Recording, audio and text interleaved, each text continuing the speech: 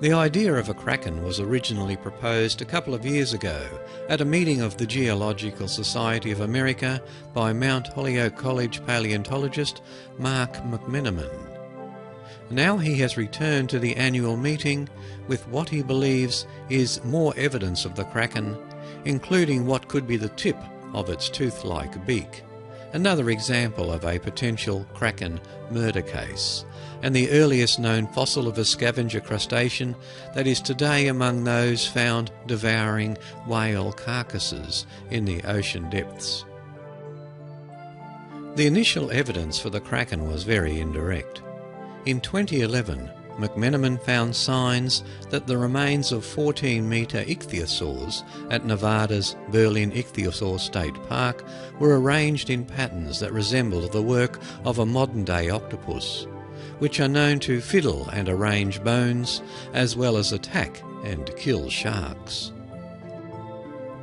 He also asserted then, as now, that the Nevada rocks in which the ichthyosaurs were found are incorrectly interpreted as being made from shallow ocean sediments, when they are actually from much, much deeper. The Kraken hypothesis was not warmly embraced by his colleagues, and McMenamin was going to let the matter drop, until he came across an old issue of a journal in which there were photos of a museum display of the ichthyosaur's skeletons that had been removed from the park.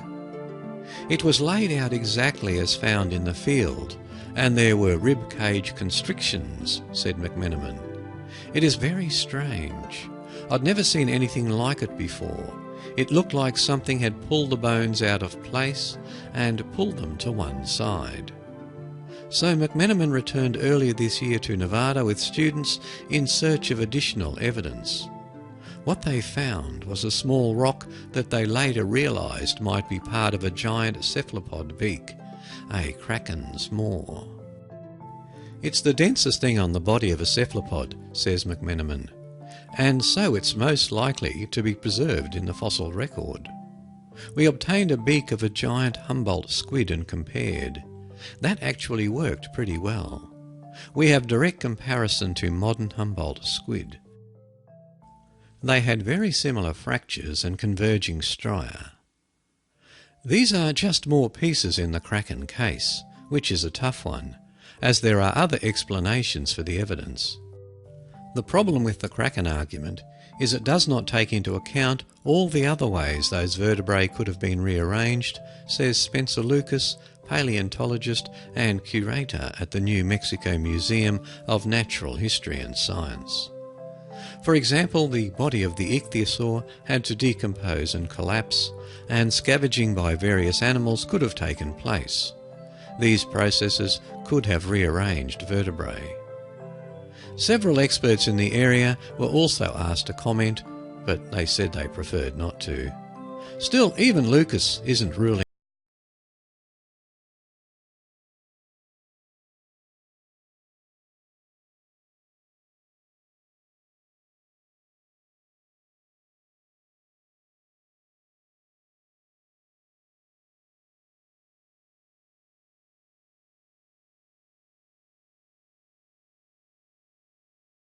of McMenamin's students. He's giving a second presentation about that find at the same meeting, arguing that it's the earliest known and a supergiant version of today's small crustaceans. That's a much easier case to make and important to paleontologists.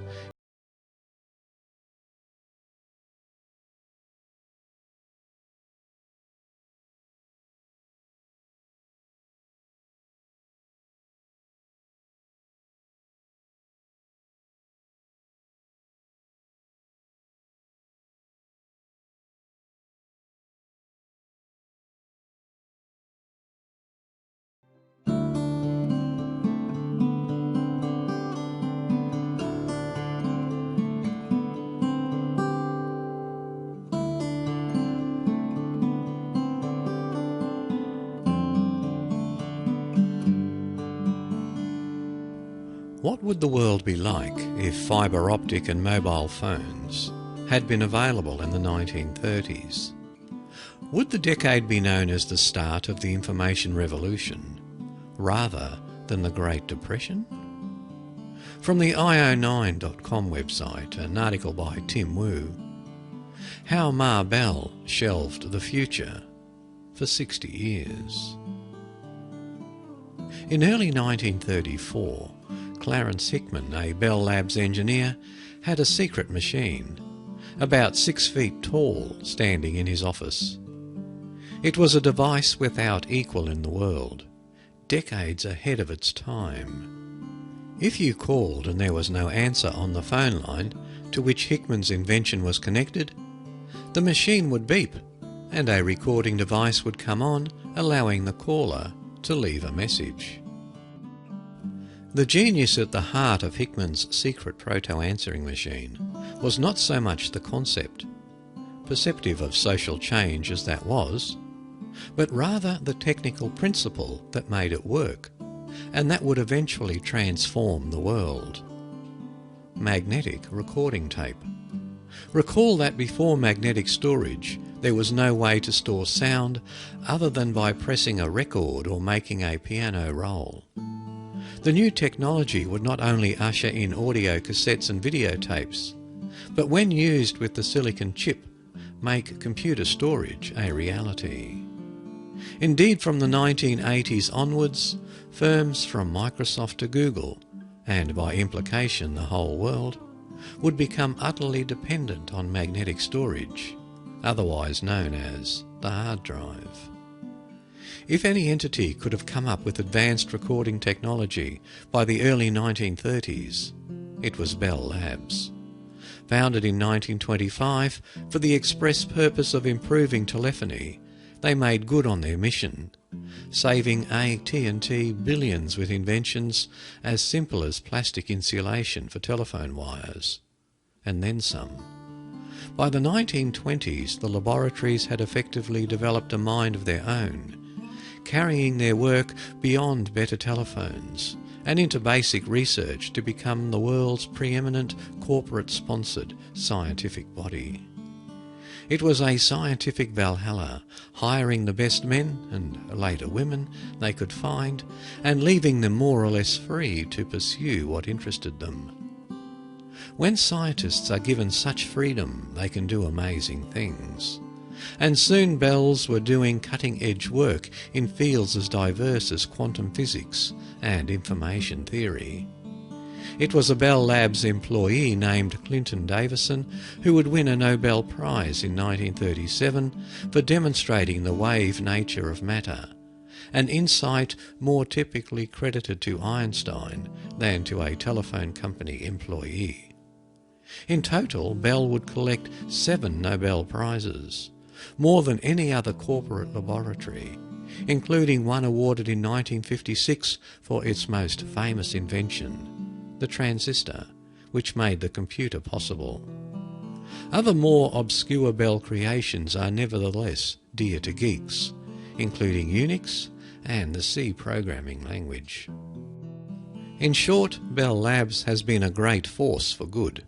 It is, frankly, just the kind of phenomenon that makes one side with Theodore Vail about the blessings of a monopoly. For while AT&T was never formally required to run Bell Labs as a research laboratory, it did so out of exactly the sort of noblesse oblige that Vail espoused. AT&T ran Bell Labs not just for its corporate good, but for the greater good as well. This is not to be naive about the corporate profit motive. Bell Labs contributed to AT&T's bottom line far more than plastic wire insulation. Nevertheless, it's hard to see how funding theoretical quantum physics research would be of any immediate benefit to shareholder value. More to the point, it is hard to imagine a phone company today hiring someone to be their quantum physicist with no rules and no boss.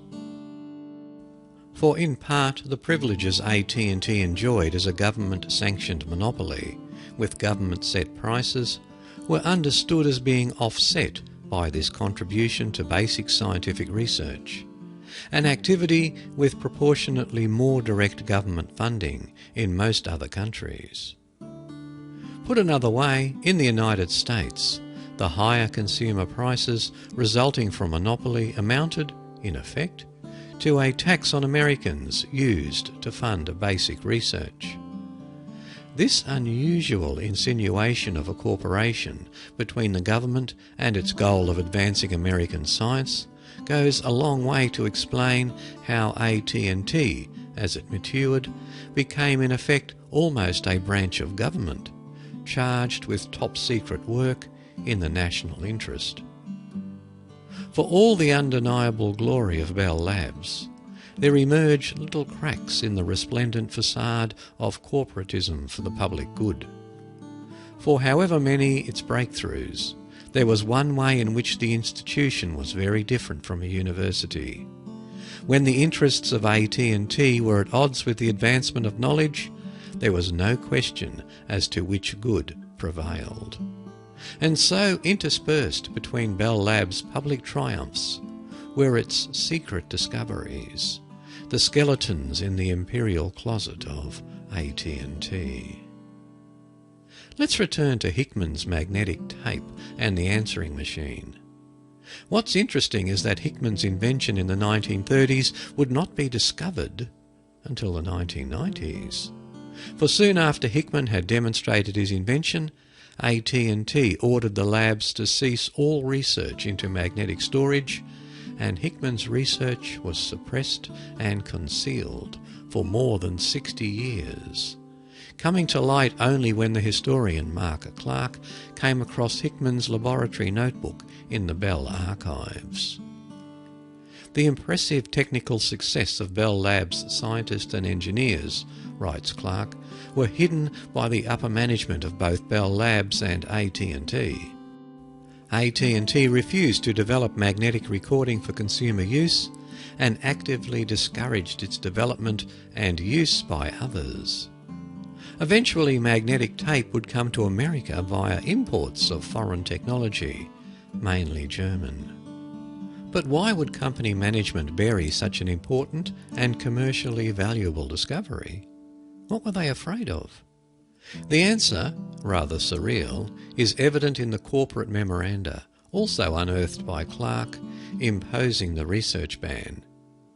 AT&T firmly believed that the answering machine and its magnetic tapes would lead the public to abandon the telephone. More precisely, in Bell's imagination, the very knowledge that it was possible to record a conversation would greatly restrict the use of the telephone, with catastrophic consequences for its business. Businessmen, for instance, the theory supposed, might fear the potential use of a recorded conversation to undo a written contract. Tape recorders would also inhibit discussing obscene or ethically dubious matters. In sum, the very possibility of magnetic recording, it was feared, would change the whole nature of telephone conversations and render the telephone much less satisfactory and useful in the vast majority of cases in which it is employed. And so we see that the enlightened monopolist can occasionally prove a delusional paranoid.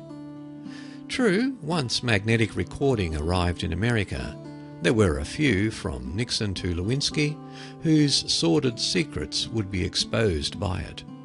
But amazingly enough, we all still use telephones.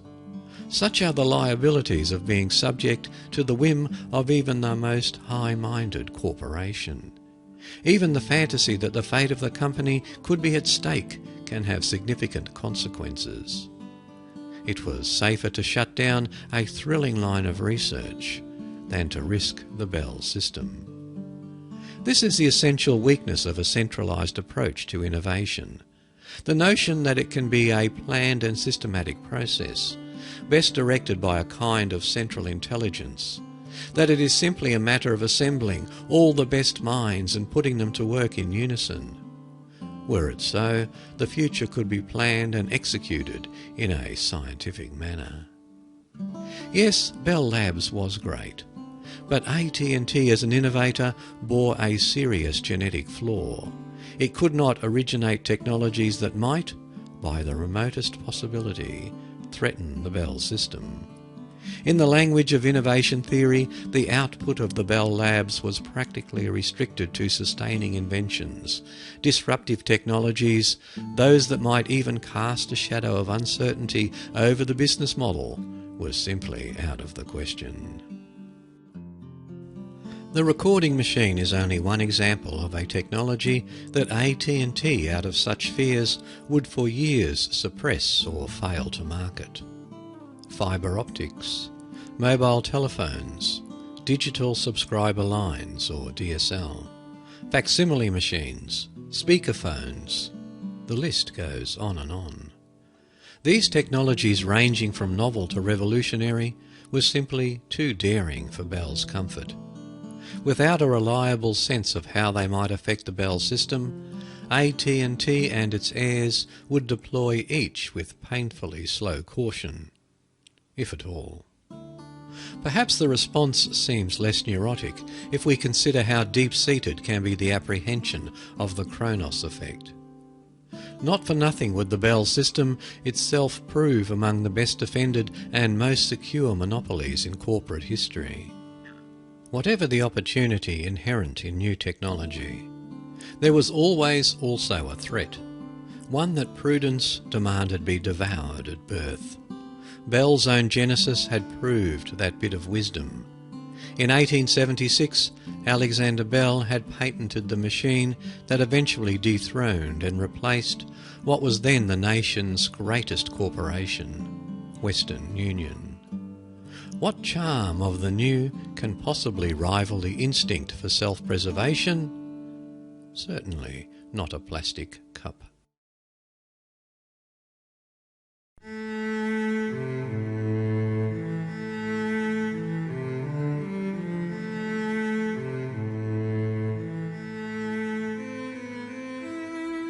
Evidence exists pointing to prehistoric civilizations as advanced as our modern civilization, or perhaps more advanced. Such evidence could turn our scientific certainties upside down. It wouldn't be the first time. The history of science proves, after all, that science has been grossly wrong on countless occasions. Paradigm shifts are ushered in amid abundant controversy. The following discoveries have been contested, but some scientists have maintained that they constitute indisputable evidence that tens of thousands, or even many millions of years ago, humans walked the earth with as much knowledge and culture as today's people. From the m.theepochtimes.com website, an article by Tara McIsaac. 3 modern inventions that existed millions of years ago: nuclear reactor, telescope, clothes.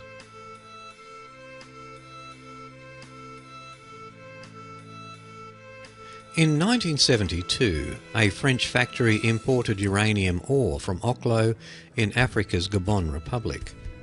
To its surprise, it found the uranium had already been extracted. They found the site of origin to be a large-scale, highly advanced nuclear reactor that came into being 1.8 billion years ago and was in operation for some 500,000 years. Scientists gathered to investigate, with many explaining it away as a wondrous yet natural phenomenon. Dr. Glenn T. Seaborg, former head of the United States Atomic Energy Commission and Nobel Prize winner for his work in the synthesis of heavy elements, explained why he believes it wasn't a natural phenomenon and thus must be a man-made nuclear reactor. For uranium to burn in a reaction, very precise conditions are needed. The water must be extremely pure, for one, much purer than exists naturally anywhere in the world. The material, U-235, is necessary for nuclear fission to occur. It is one of the isotopes found naturally in uranium. Several specialists in reactor engineering have said they believe the uranium in Oklo could not have been rich enough in U-235 for a reaction to take place naturally. Furthermore, it seems the reactor was more advanced than anything we could build today. It was several miles in length, and the thermal impact to its environment was limited to 40 metres on all sides. The radioactive waste is still contained by surrounding geological elements and has not migrated beyond the mine site.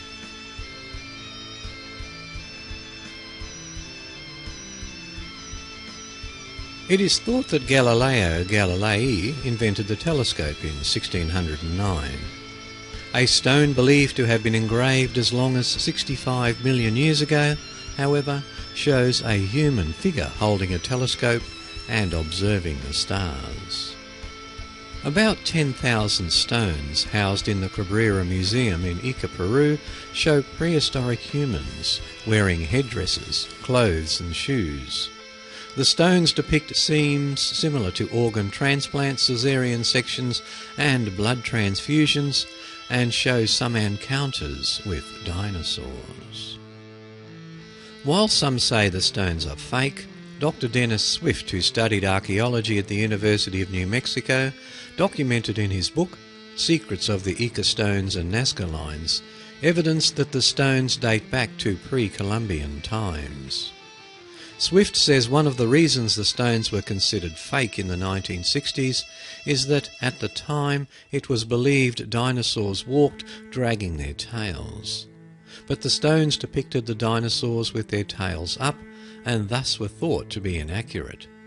Later studies showed, however, that dinosaurs likely walked with their tails up, as depicted on the stones.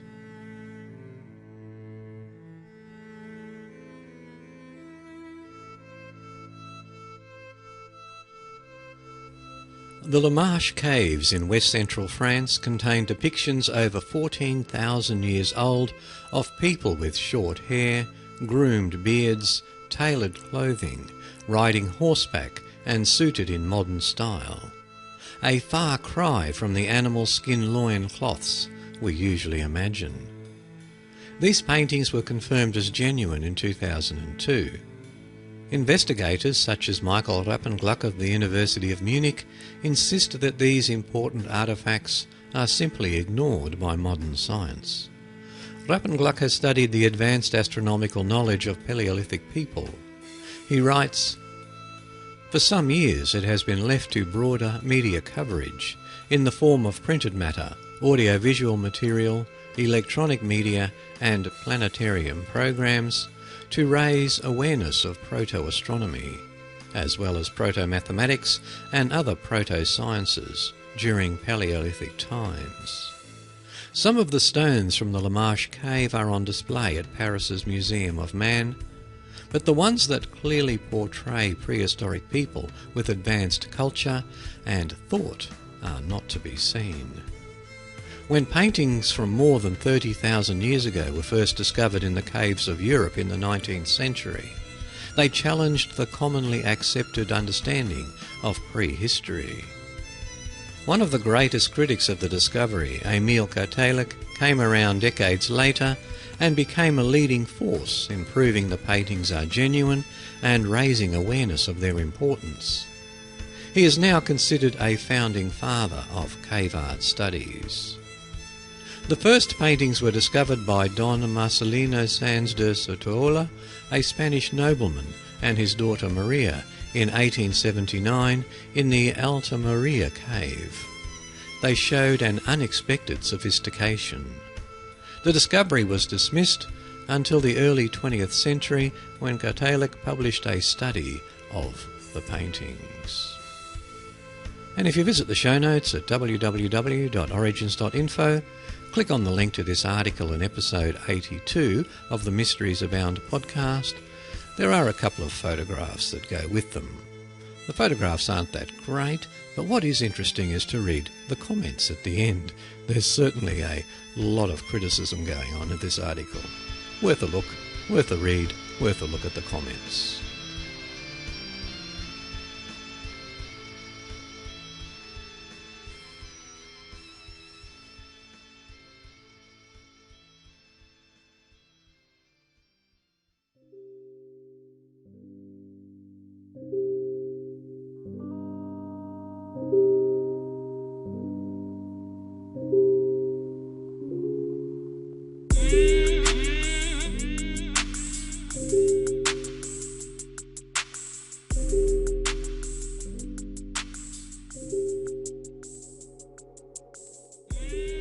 It has taken thousands of years, but a combination of 21st century forensic science and luck has finally revealed what happened to Tutankhamun, the world's most famous pharaoh.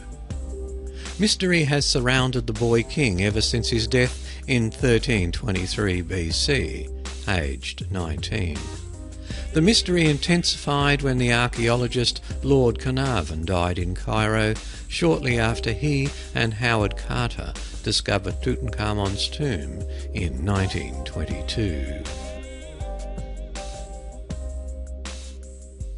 From the www.independent.co.uk website, Solved, the mystery of King Tutankhamun's death. And this is written by Jonathan Owen.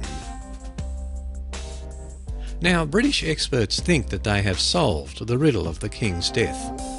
They believe injuries on his body are akin to those sustained in a chariot accident and that his mummification was botched. Dr. Chris Naunton, director of the Egypt Exploration Society, was intrigued when he came across references in Carter's records of the body having been burnt. A clue came from Dr. Robert Connolly, an anthropologist at Liverpool University who was part of the team that X-rayed Tutankhamun's remains in 1968. Among the bones in his office, he recently found a piece of the pharaoh's flesh, the only known sample outside of Egypt. Working with forensic archaeologist Dr. Matthew Ponting, Dr. Connolly used a scanning electron microscope to determine that the flesh had been burnt. Subsequent chemical tests confirmed that Tutankhamun's body was burnt while sealed inside his coffin.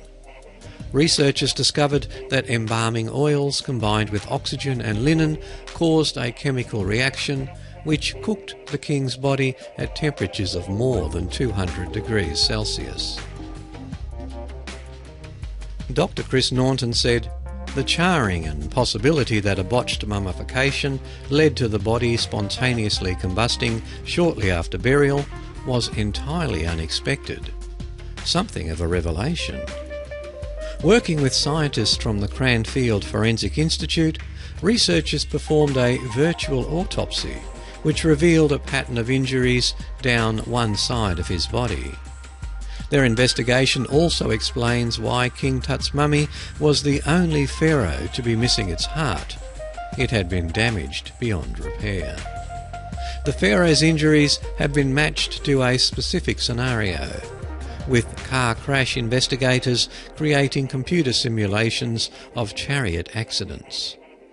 The results suggest a chariot smashed into him while he was on his knees, shattering his ribs and pelvis and crushing his heart.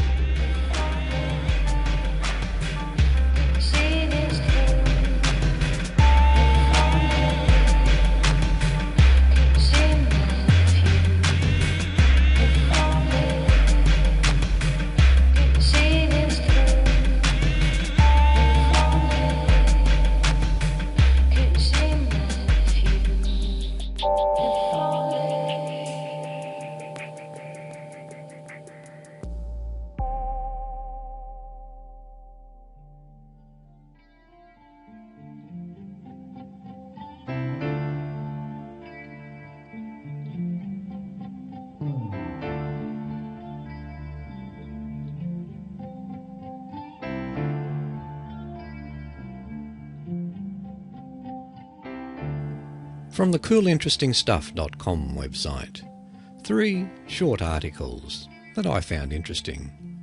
Some of these aren't new, but they're worth a revisit, I think. Number 1. Space mysteries we can't solve. The greatest unsolved mysteries of the universe, according to the scientists who can't work them out. Dark energy, which appears to make up 73% of everything that exists, and still it can't be seen or even measured.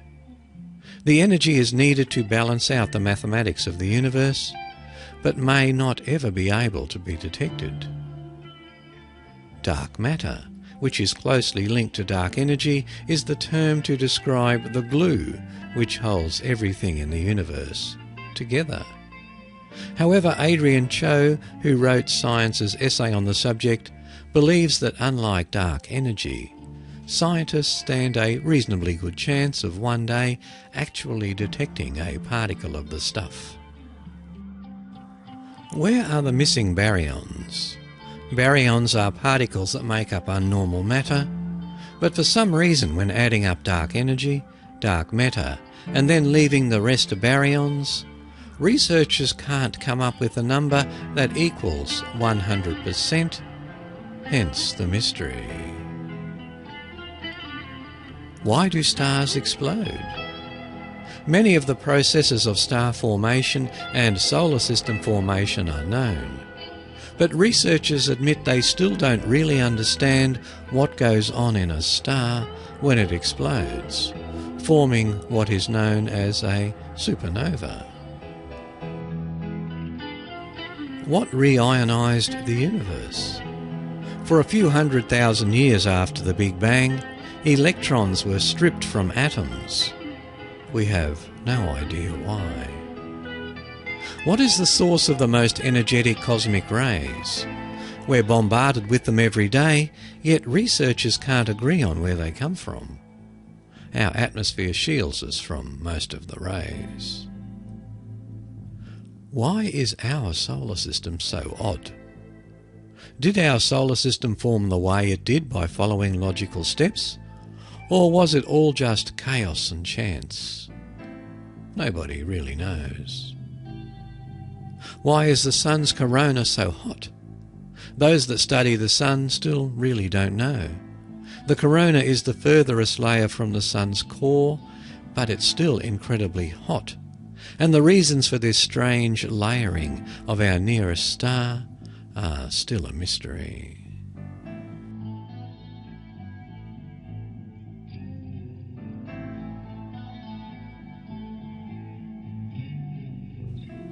Number 2. More ancient nuclear war proof. There is evidence that the Rama Empire, now India, was devastated by nuclear war. The Indus Valley is now in the Thar Desert, and the site of the radioactive ash found west of Jodhpur is around there. A heavy layer of radioactive ash in Rajasthan, India, covers a 3/4 square mile area, 10 miles west of Jodhpur. Scientists are investigating the site where a housing development was being built. For some time it has been established that there is a very high rate of birth defects and cancer in the area under construction. The levels of radiation there have registered so high on investigators' gauges that the Indian government has now cordoned off the region. Scientists have unearthed an ancient city where evidence shows an atomic blast dating back thousands of years, from 8 to 12,000 years, destroyed most of the buildings and probably 500,000 people. One researcher estimates that the nuclear bomb used was about the size of the ones dropped on Japan in 1945. Another curious sign of an ancient nuclear war in India is a giant crater near Bombay. And if you visit the show notes, there's a small photograph of it. The nearly circular 2,154 metre diameter Lona crater, located 400 kilometres northeast of Mumbai and aged at less than 50,000 years old, could be related to nuclear warfare of antiquity. No trace of any meteoric material, etc., has been found at the site or in the vicinity, and this is the world's only known impact crater in basalt. Indications of great shock from a pressure exceeding 600,000 atmospheres and intense abrupt heat indicated by basalt glass spherules can be ascertained from the site.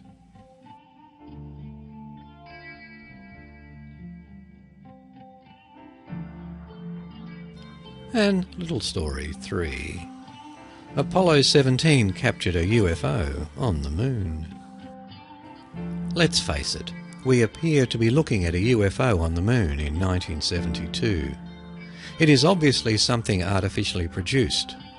Note its odd, bulky industrial shape, perhaps shape distorted by shadow, and its lack of any evident aerofoil principles demonstrated anywhere along the body. This suggests some sort of propulsion system unknown to us, not dependent on speed and lift in any kind of atmosphere.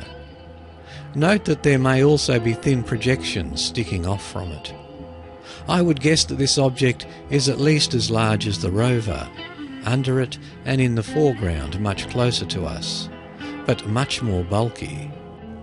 Could it be that while astronauts Cernan and Smith on the ground were examining and camera recording their surroundings, truth not likely fully revealed here, someone else was closely examining them that wasn't supposed to exist?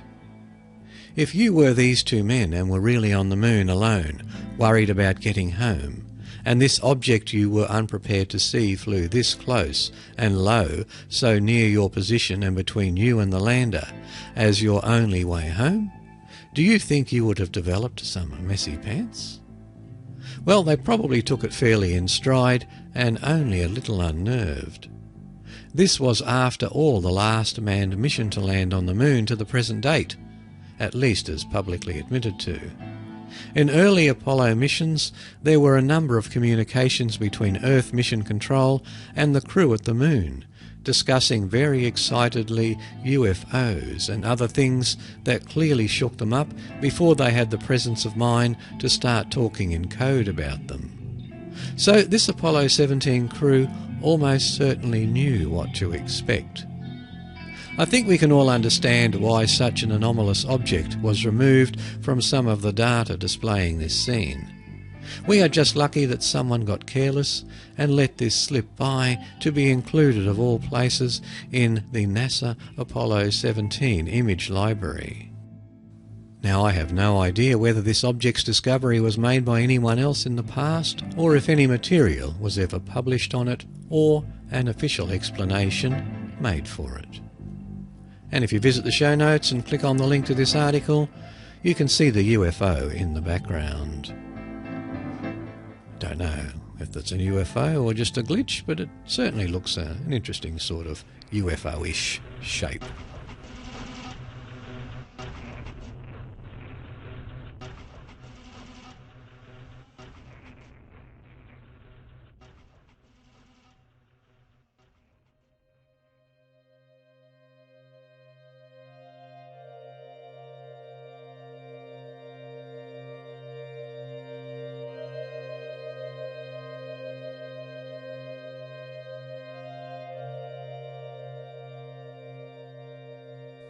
The most exciting things in science aren't the things we know, but those we don't.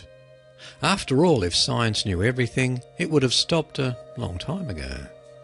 Some questions remain unanswered longer than others, awaiting the right technology, genius, or simply luck to come along. And it should come as no surprise that we're solving mysteries that have puzzled science for many years, nearly every day. From thelistverse.com, I couldn't get by without doing at least one decent counting exercise. 10 baffling mysteries we've only solved in the last year. And this is written by Alan Boyle.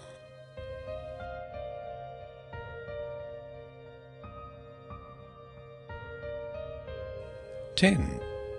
The origin of the Falkland Islands wolf. The Falkland Islands wolf, hunted to extinction in 1876, was the only mammal living on the Falkland Islands when they were discovered by explorers in the 17th century. They were amazingly tame and earned a species name meaning stupid dog of the south.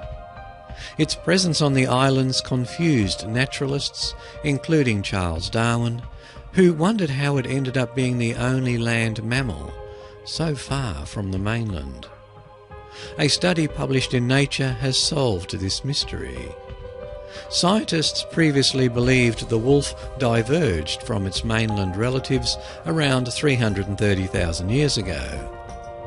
Analysing DNA from an extinct relative has now shown it only diverged around 16,000 years ago, a glacial period when an ice bridge to the islands from Argentina could easily have existed. Number 9. The baby crustacean with no adult form. Cerataspis monstrosa was the name given to a species of crustacean discovered 180 years ago. It's only ever been found as larvae in the guts of fish that have eaten it. No adult version was ever identified, leaving scientists understandably curious. Once again, DNA analysis has been the key to unlocking this mystery. Professor Keith Crandall at the George Washington University did a DNA analysis of the creature dubbed monster larva due to its unusual appearance. He found that it's actually the larval form of what we thought was an entirely different species. Plesiopenaeus armatus. Scientists missed the connection because the adult form, a deep-water shrimp, looks completely different from its younger self. Specimens were also hard to come by because it lives deep in the Atlantic. Professor Crandall put his ability to solve this nearly 200-year-old mystery down to a combination of luck in finding the right specimens and a new technique that has been developed in the last 10 years.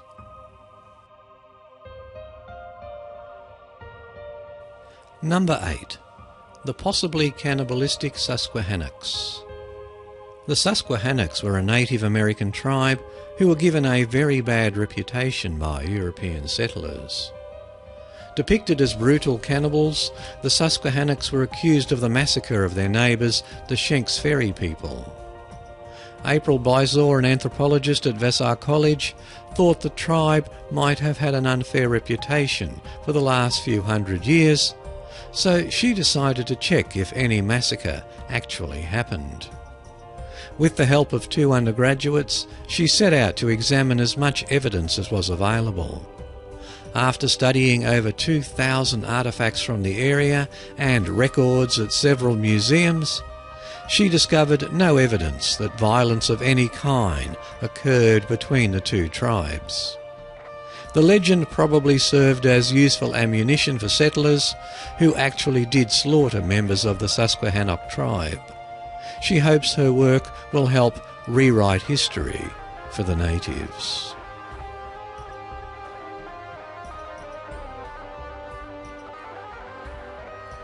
Number 7. Where the spiral-toothed shark's teeth are.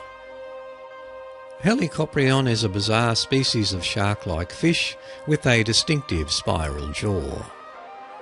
Fossils were first discovered in 1899, but the only part of it that fossilised was the strange spiral jaw. Since then, scientists have made numerous guesses at where this swirl of razor-sharp teeth belonged on the body of the creature, ranging from its top jaw, bottom jaw, tail, to pretty much anywhere you can think of. If you do an image search of Helicoprion, almost all of the pictures you'll find depict the spiral teeth curling downwards from the bottom jaw like a circular saw. Scientists have now been able to use an X-ray CT scanner to take high-resolution images of Helicoprion fossils and produce a 3D model of its skull. They've found that it would have been located entirely inside the mouth, acting as a tooth factory at the back of the lower jaw, and wouldn't stick out. While the mystery is now solved, 100 years of speculation has left us with plenty of illustrations of what could have been one of nature's most comical creatures.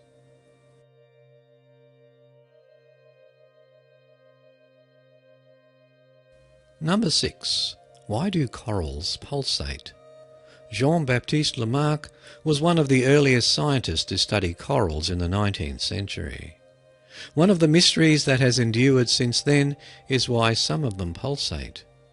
This movement, in which their flower-like heads open and close, requires a lot of energy, so there must be a good reason for it. In jellyfish, the only other creature that pulsates in the same way, it's used for movement and catching prey. But corals do neither of those things.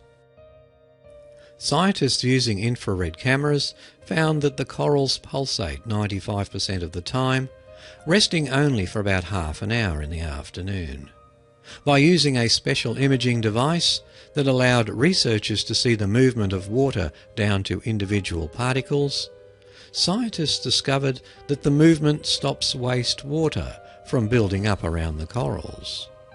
They also found that the oxygen levels in the water around corals were kept low by the movement, increasing the efficiency of photosynthesis in algae that the corals use for food. Number 5. The fungus that caused the Irish potato famine. The Irish potato famine devastated the country in 1845, killing 750,000 people and forcing 2 million more to leave their homeland. Yet the strain of fungus responsible for blighting the crop remained unidentified until this year. Scientists thought it was a strain known as US1, but a recent analysis has shown it to be a distinct fungus that separated decades earlier and has since gone extinct. Scientists were able to analyse DNA fragments from dried plants that were between 120 and 170 years old. They hope the research will improve knowledge of how the plant pathogens emerge, which could ultimately help fight crop blights in the future. Number 4. Darwin's Dilemma. Darwin's Dilemma, the mystery of the Cambrian explosion, refers to a period of time during which a diverse range of animals suddenly appear in the fossil record around 500 million years ago. Darwin described it as inexplicable, but held on to hope that future scientists would figure it out. Creationists have often leapt onto this particular detail as evidence against evolution. A study published in September by Australian scientists claims to have discovered an explanation for the events, often called evolution's Big Bang. The scientists used advanced mathematical modelling and a detailed analysis of the fossil record to reason that a slightly faster rate of evolution at the time would be enough to account for the apparently sudden appearance. Sudden in geological terms, meaning over tens of millions of years. People had previously believed the rate of evolution required was much faster. The necessary rate they calculated is perfectly consistent with Darwin's theory of evolution, according to the study.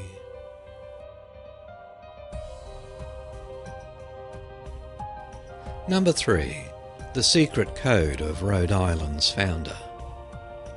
Roger Williams was the founder of Rhode Island, and during the last years of his life he filled the margins of a book, an essay towards the reconciling of differences among Christians, with a series of notes of various subjects. Unfortunately, he invented his own set of symbols that no one understood, so the 300-year-old text couldn't be deciphered by anyone. Struggling faculty members opened up the challenge of decoding the book to students. A group of undergraduates, led by a math major, undertook a systematic analysis of the symbols. Initial statistical analysis was unsuccessful, but one of the students figured out that Williams had based his codes on the shorthand he'd learned as a court stenographer in England. This new insight led to a full decoding of the writing, which apparently covers historical geography, medicine, and infant baptism.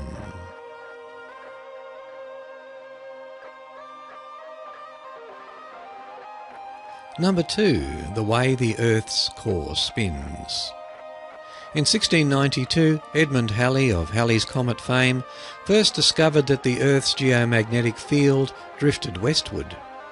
He concluded that Earth must have two cores spinning at different speeds, but no one knew why. Science later realised that the Earth's inner core of solid iron, about the size of the Moon, spins eastward, but the outer core of liquid iron rotates in the opposite direction, but at a slower pace. The relationship between the two remained a mystery, however. This year, scientists at Leeds University were able to use a supercomputer to simulate this relationship 100 times more accurately than ever before. They found the difference can be explained in terms of equal and opposite action, Newton's third law of motion. The magnetic field pushes one way on the outer core and the opposite way on the inner core, causing the differing rotations. And finally, number 1, the most interesting mystery in this little selection, according to the author anyway. Do women blush in the dark? The question whether young women blush in the dark is a very difficult one, wrote 18th century German scholar George Lichtenberg. While it seems a trivial question, it was almost impossible to answer. In the dark, no one can see the blushing. Turn on the light, and it's no longer dark. Charles Darwin, for the third time on this list, even offered up a comment on the problem. He reckoned women probably could blush in the dark. Technology has come to humanity's aid in providing an answer. Researchers from Germany and the Netherlands collaborated on an experiment in which they pointed a heat-sensitive camera at a woman in a dark room and asked her to blush. When she claimed to be blushing, they picked someone who could do it at will. There was more heat coming from her cheeks, showing that blood had rushed to the surface. So it turns out that women can blush in the dark. Keep smashing those boundaries, science.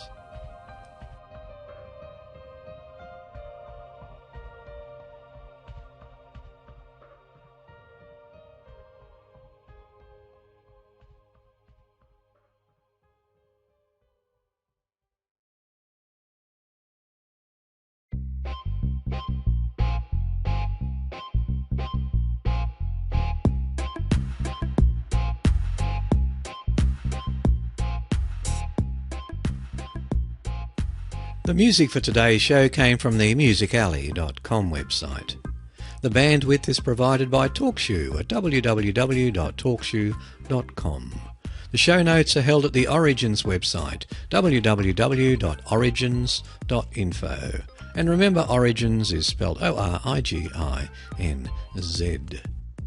And don't forget, we also have a Facebook page which tells you what's happening in the podcast and other interesting stuff like that. www.facebook.com/Paul Rexy, Paulrexy.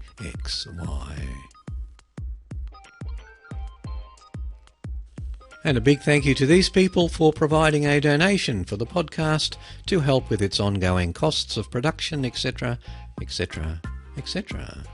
A big thank you to Quentin Zenner, Sean Yarnell, Philip Hunsinger, Finn Christensen, and Low Frequency. Thank you, everyone. Your help and support is greatly appreciated, and it really, truly is.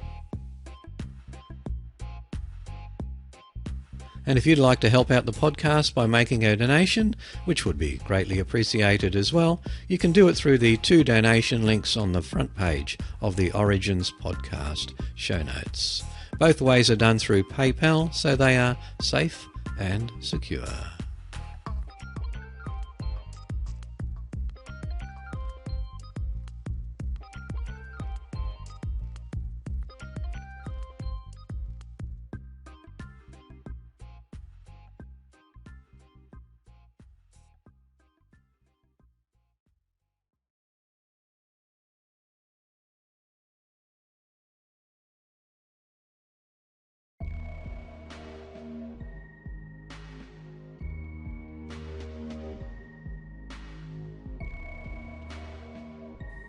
Ever since I can remember, I have had a strange fascination with mirrors. The idea that there is a piece of glass which reflects everything you see. I still wonder what the first man thought when he saw his reflection in still water. Did he instinctively know it was him, Or did he spend a few minutes moving his arms around until he realised that this other man matched his movements completely? Whatever the case, my natural curiosity for mirrors led to one of the most unbelievable moments of my life. It was 7 years ago.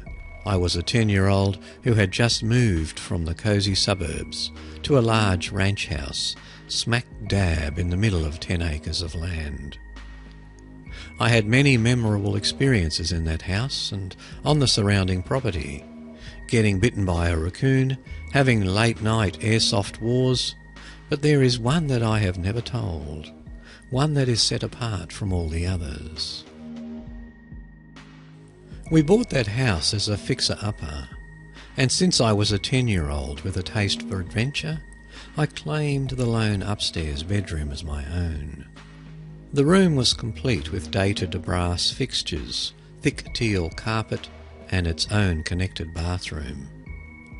Over time, as I have thought through this story in my head, I am still surprised that I didn't notice anything when I first went into that bathroom. It didn't have a dark foreboding. There wasn't anything stand out creepy or weird about it. Just a room, a sink, and a mirror. The mirror was massive. It sat behind the sink, so you couldn't help but see yourself when you walked in. It had a slight yellowed tint and was covered in dust and grime. But nothing really seemed out of the ordinary, nothing that would signal what was to come. The first 2 nights spent in that bedroom were completely normal. Nothing strange except the occasional midnight creak or moan from the ancient air conditioning unit. But on the 3rd night, laying in my bedroom, it started. I woke up suddenly, the groggy feeling of heaviness that accompanies being woken from a deep sleep. I slowly started to gain consciousness and my ears strained to hear what could have woken me. That's when I heard it. Drip, drip, drip. I breathed a sigh of relief as I realised I must have left the bathroom faucet on. I sat up, turned on my dim bedside lamp, climbed out of bed and stepped into the bathroom. As I set my foot down on the tile, I was surprised when I discovered it strangely chilled. I continued in, not thinking too much of it, and turned the bathroom light on. My reflection greeted me. I was in my Mario pyjamas and my hair was a bedheady mess. I smiled at how silly I looked. I looked at the faucet handle and sure enough, it had been left ever so slightly open. I turned it all the way closed, turned off the light and went back to bed. As I was drifting off to sleep, I made a mental note to ask my dad if he could tighten the faucet in the morning. Though by the time I got back from school, as you can expect from any 5th grader, I had a million different things on my mind and completely forgot. Instead, spending my time at Goodwill with my parents, looking for the perfect costume for Halloween, which was coming up in a few days. That night, though, it happened again. I awoke suddenly with the strange heaviness that covered my body the night before. Instinctively, I strained my ears, and I heard it again. Drip, drip, drip. I sat up annoyed. I was sure I had double-checked the faucet before I went to bed. I turned on my bedside lamp, walked across the carpet, and set foot on the bathroom tile. My foot recoiled instinctively. The tile just wasn't cool anymore. It was actually cold. Too bothered to care, I turned on the light and jumped at the sight of my reflection. I still wasn't used to seeing anybody else, even if it was me, this late at night. I guess all that TV before bed was starting to take its toll. I turned the faucet off and the dripping stopped. The next day I got my dad to tighten the handle. He walked in with the tool bag, appeared to be tightening something, then walked out. It turned out that everything was already tight, and he told me to make sure to check the faucet before I went to bed. So that night before I went to bed I walked into the bathroom, the frigid floor greeting my bare feet once again. I looked at my ever-present reflection, feeling a dull sense of unease for whatever reason. I didn't look my reflection in the eyes very long. I still don't know why at that point I felt uncomfortable with it. I checked and double-checked the faucet handle. Nothing was dripping. Feeling relieved that I could finally get some uninterrupted rest, I lay down in my bed, turned off the light and drifted off. I awoke again. My body felt even heavier than usual. My mind seemed groggy. Everything was completely black. I think my head was still under my covers. My ears pricked up listening. I still get the shivers thinking about this part. I didn't hear a drip, drip, drip. I heard whoosh.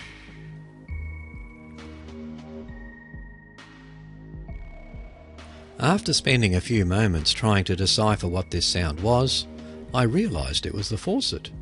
The faucet was on completely. No longer a drip, but a steady stream. I tried to sit up, but it took a few tries to get my bearings after being awakened from my near catatonic sleep. I attuned my ear and made sure what I heard was what I thought it was. Yes, the faucet in my bathroom was completely on. I gulped. I stepped off of my bed, my feet being cushioned by the dated carpet. The light from my bed lamp was dim, only casting enough light to light up my floor. The bathroom was still pitch black. I stepped in. This time, when I placed my foot on the floor, it wasn't just cold, it was freezing. It felt like the tile had been in a deep freeze. Unsure what to do, I stepped in fully, goosebumps shooting up my calf, and turned the light on. I don't know what I expected to see, but what I saw was me. I looked deeply into my own eyes, feeling a sense of distrust. I still really don't know how to explain it, but the only closest word I can think of is detachment. Like looking at a photo of yourself when you were younger. You know that's you, but you feel detached. I reached my hand slowly towards the faucet handle, still meeting my own stare. I slowly stared to turn the handle, my eyes meeting my own.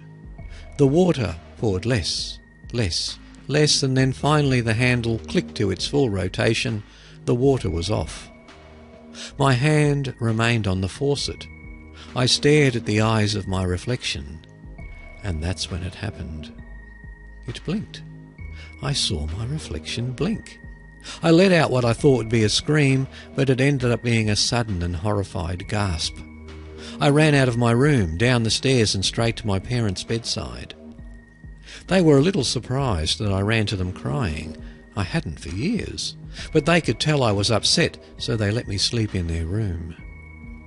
All I could muster out that morning in explanation was nightmares.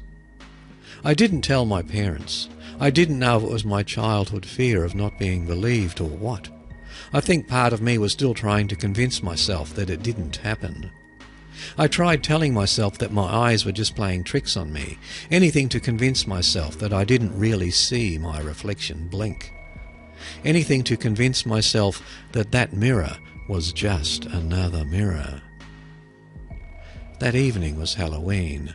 I was invited by some of my 5th grade friends to go trick-or-treating with them.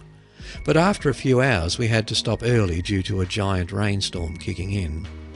When I returned to my house, pillowcase full of candy in tow, my parents greeted me with news that sent shivers down my spine.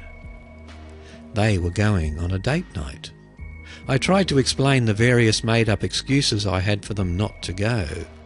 I even tried to use the lightning storm outside as an excuse, but nothing worked, and I didn't tell them the real reason.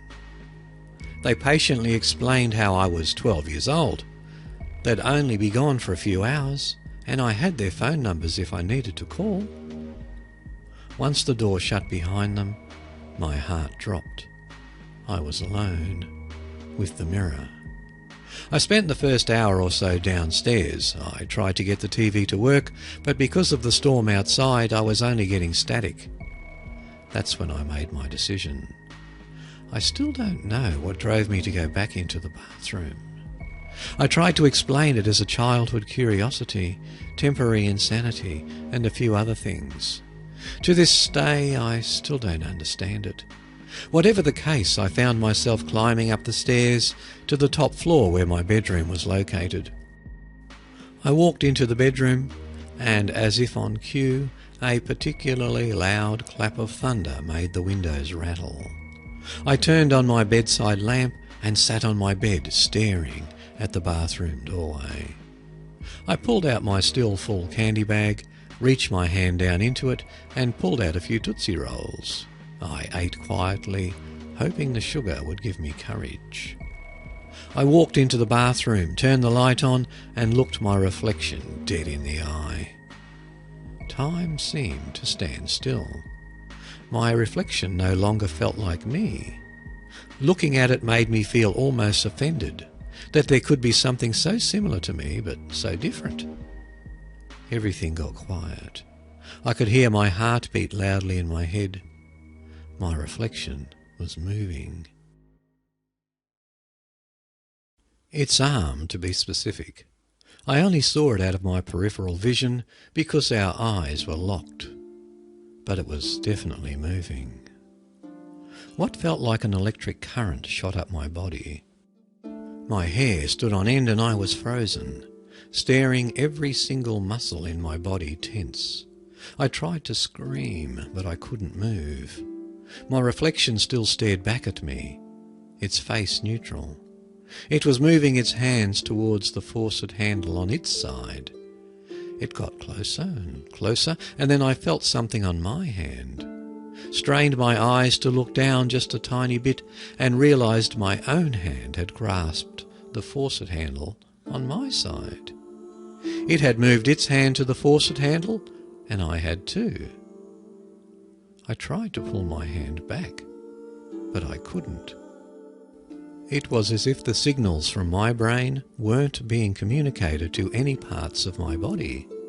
I willed my body to move, but nothing happened.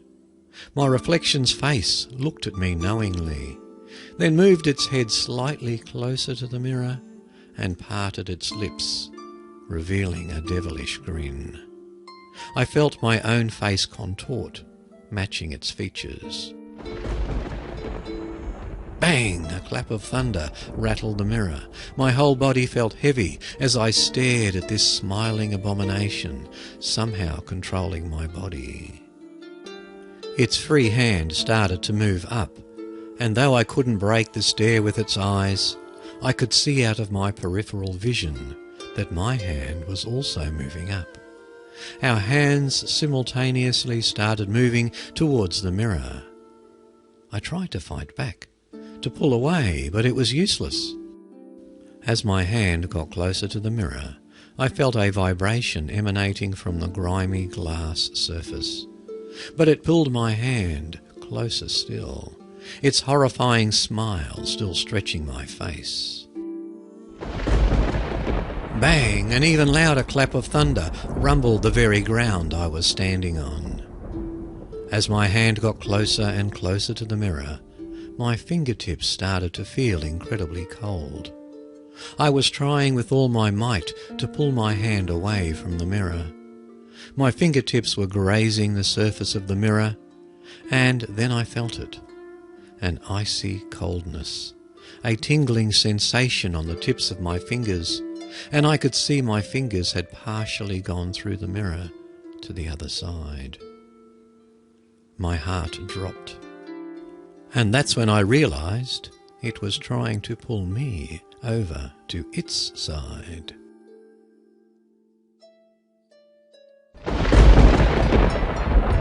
Bang! The loudest lightning strike of them all shook the house, and in an instant, darkness. The lightning had killed the power, and to my delight, I could no longer see my reflection, only pitch darkness. I pulled my fingers out of the glass. I could control my body again. I turned my head away from the mirror, my body scrambling to be anywhere but in that bathroom. I dove out of the bathroom, hitting my shoulder on the door on the way, then landed not so softly on the floor. The colours of my room got distorted. Everything was purple, then green. The room was spinning and my head felt light I tried to get up, but my body wouldn't listen. That's when I blacked out. That was the last night I set foot in that bathroom. Heck, that was the last time I even set foot in the bedroom. It took less work than I thought to convince my parents to let me sleep in the game room. Eventually, though, our family decided to move. We renovated the whole house. We tore up the dated green carpet and repainted all the rooms. And we removed the big, grimy, dusty mirror in the bathroom. I refused to help. The day went by so fast as I was kept busy cleaning out the garage, but I specifically remember the workers carrying the mirror towards the back of the big pickup truck my dad had borrowed. First they tried to break it to fit it easier in the truck, but nothing worked. They tried hammers, axes, but nothing even scratched it. My final memory of that mirror was of it standing upright in the back of the truck, still dusty, grimy and dirty, but otherwise completely unscathed. As the truck drove away, the mirror happened to be angled perfectly to see my reflection once again. I saw in the mirror a kid standing alone in a driveway, staring with eyes wide, full of fear. That was the last time I saw the mirror. And that story was entitled Detachment, and it was written by Duncan Key.